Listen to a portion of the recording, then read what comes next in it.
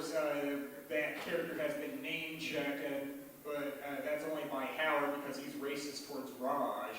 All right, now for the regularly scheduled jokes. I'm the bank employee, so tales from the bank, like tales from the crypt. I talk about how baseball games are sometimes rained out. I was surprised that something at work can get rained out, but, well, I print checks and send them out, and that means that I have to receive deliveries of checks stocked in envelopes. And it rained a lot on Friday, and the courier showed up, and he said, well, I could unload this, but it's raining really hard, and it's probably not going to stop anytime soon. And I said, well, what's the weather report on Monday? It's like, no rain. It's like, all right, then just come back Monday. Cool.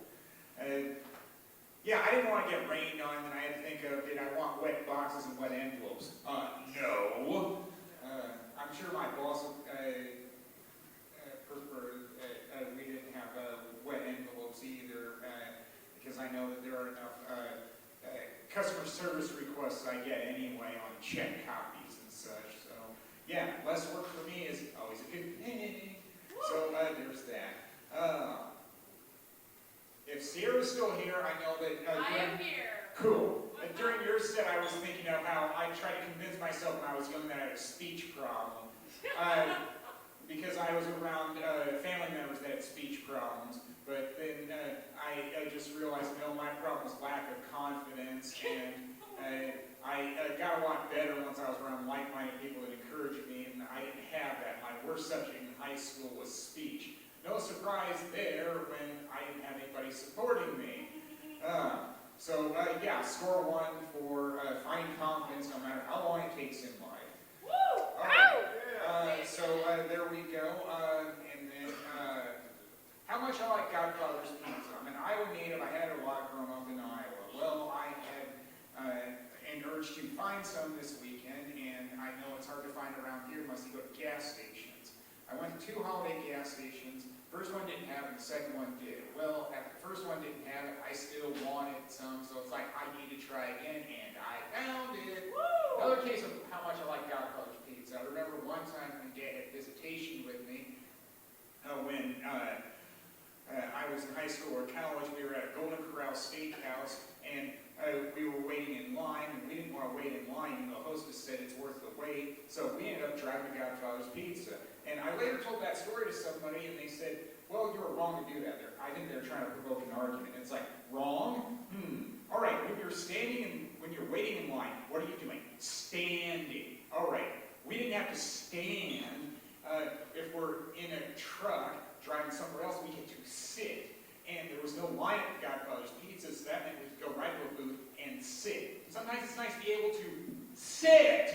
Yes. Yeah. Woo! So, yeah, that's how much I like Godfather's Pizza.